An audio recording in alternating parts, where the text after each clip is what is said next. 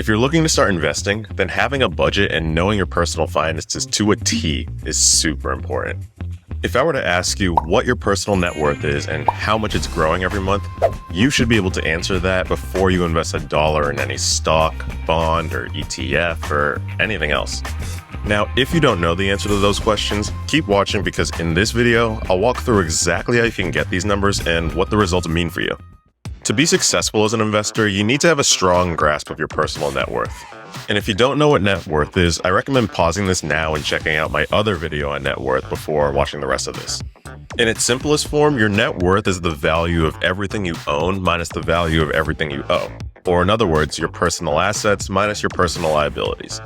Luckily, calculating your net worth is pretty easy. You just need to track all your personal assets and liabilities in what I like to call a net worth statement. The other part of your budget we'll discuss here is what I like to call your monthly savings rate. Once you've gathered all your assets and liabilities into your net worth statement, you need to know how your net worth is changing over time. Your monthly savings rate tracks how much you make in a month versus how much you spend. If your monthly savings rate is negative, then it means you're spending more than you make every month, which means your net worth is decreasing over time. On the other hand, if your savings rate is positive, then your net worth is growing, which is exactly where you want to be as an investor.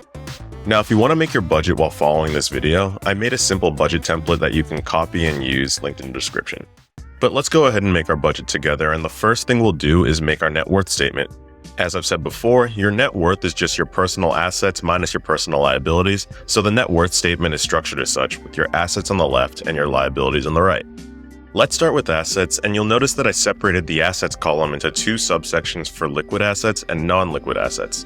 Liquid assets are any asset that you can turn into cash easily and quickly, like stocks, bonds, and of course, cash itself. As an investor, it's important to know how much money you have available to make investments, and so knowing the value of your liquid assets is pretty useful. So looking at the liquid assets in our net worth statement, start by laying out any cash or cash equivalents you have. This includes what you have in your savings or checking accounts, but also any cash you might have on hand. After that, you can lay out the current value of your liquid investments, and you might need to check your brokerage accounts if you have any to get these numbers. In the example here, we have the value of some stocks and some bonds, but note that since we're only tracking our liquid assets right now, I would only count stock, bond, and fund investments in a taxable brokerage account. Don't include any investments in your retirement accounts like an IRA or 401k, since those require you to pay a penalty to withdraw in right now, hence they aren't liquid. We'll get to those in a second. Once you have your liquid assets listed in your own net worth statement, add the values up and you'll have the total value of your liquid assets. Now, let's talk about non-liquid assets, and these are any assets you own that you can't rely on turning into cash quickly. We'll start with our retirement accounts, so if you have a 401k through your employer or an IRA or HSA, you can go ahead and list that here. We also have what's called real property, which is just anything you own that's tangible and has significant value. For example, your house or your car if you own either of those. Now, 3 things to note on this topic. First, if you have an asset that has a loan against it, for example, a house with a mortgage or a car with a car loan, this is what's known as an encumbered asset. For these assets, you should still include the full value of the asset since the loan will be accounted for when we get to your personal liabilities. Second, you always want to use the current value of the asset when calculating your net worth, which isn't necessarily how much the asset cost when you bought it. For example, with a house, if you own it for a long time, the value will likely be much higher than when you initially bought it. On the other hand, with a car, if you own it for a long time, the value will likely be much lower than when you initially bought it. Which leads to the third point, which is that some folks on the internet don't consider things that go down or depreciate in value over time to be assets. And they have a point.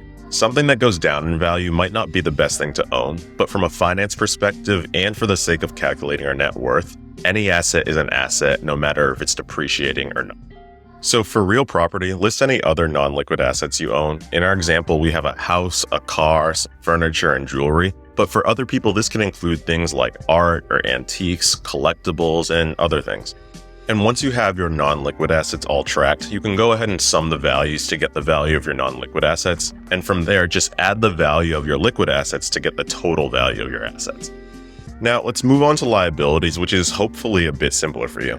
Your liabilities are just any debts you owe or expect to owe. Starting at the top here, we have loans, and here you simply want to list all your outstanding loans and how much you owe on them. We also have a section for revolving debt, which basically just means your credit card balances. So if you have any outstanding credit card balances, be sure to list them here as well. And then finally, we have this other section, which lists any miscellaneous liabilities. In our example, we have some money we can expect to owe come tax season, as well as some money we might owe friends and family. Once you sum up the value of all your outstanding debts, you'll get your total liabilities. If you subtract that number from the value of your assets, which we calculated earlier, you get your net worth. And that's really it for the net worth statement. One thing I did want to call out here, though, is that when most people think of net worth, they think of all the things that people own: houses, cash, stock investments, businesses. But having a net worth statement like this in front of you is a great reminder that increasing your net worth isn't just about accumulating assets. Paying down your debts and keeping those to a minimum is just as important.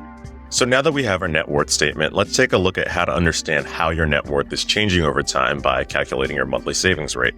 As I said before, your monthly savings rate tracks how much you make in a month versus how much you spend. In other words, your income versus your expenses.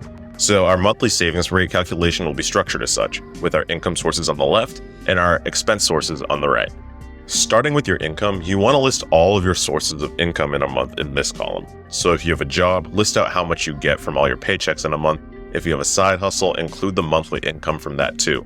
In our example, we have a main source of income from a job, but also some side hustle income as well.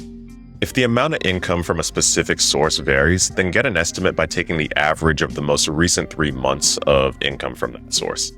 Now, moving on to expenses, you also want to list all of your sources of expenses in a month.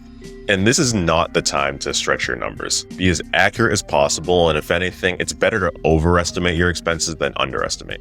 Include any loan payments you need to make, like a mortgage or student loans. Include your living expenses, and if you have children, include those expenses as well. And also include anything you spend on entertainment. If anything varies a lot, estimate it by taking the average of the last 3 months of your expenses from that source. And remember, it's better to overestimate than underestimate your expenses.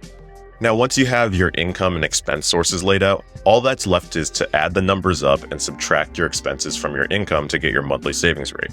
If this number is positive, then it means you're earning more than you're spending, which is a good thing. But if it's negative, then you should definitely work to change that before thinking about investing. Which brings me to what you should do based on your results from this exercise. Like I said, a negative savings rate is not a good position to be in, no matter if your net worth is positive or negative. Spending more than you're making is not a sustainable financial situation, and if you do nothing about it, you'll eventually deplete your net worth and continue to fall further and further into debt. Looking at your monthly savings rate calculations to find opportunities to reduce monthly expenses is a great way to start. Just be sure you're being realistic with your assumptions and holding yourself accountable. Now, if you have a positive savings rate, that's great regardless of your net worth. A lot of people have a negative net worth but a positive savings rate due to student loans or other liabilities, and in this situation, it's still okay to invest, but pay attention to the interest on the liabilities you have and make sure you're investing in the optimal order to get the most out of it. And finally, if you have a positive net worth and a positive savings rate, that's even better. You're well positioned to invest and grow your net worth and should be able to comfortably explore different investing strategies. Just be sure you leave savings for yourself in case of emergencies so that you can stay afloat in hard times. So with that, thanks so much for watching. If you enjoyed this video, don't forget to smash that like button and smash that subscribe button to see more videos like this one.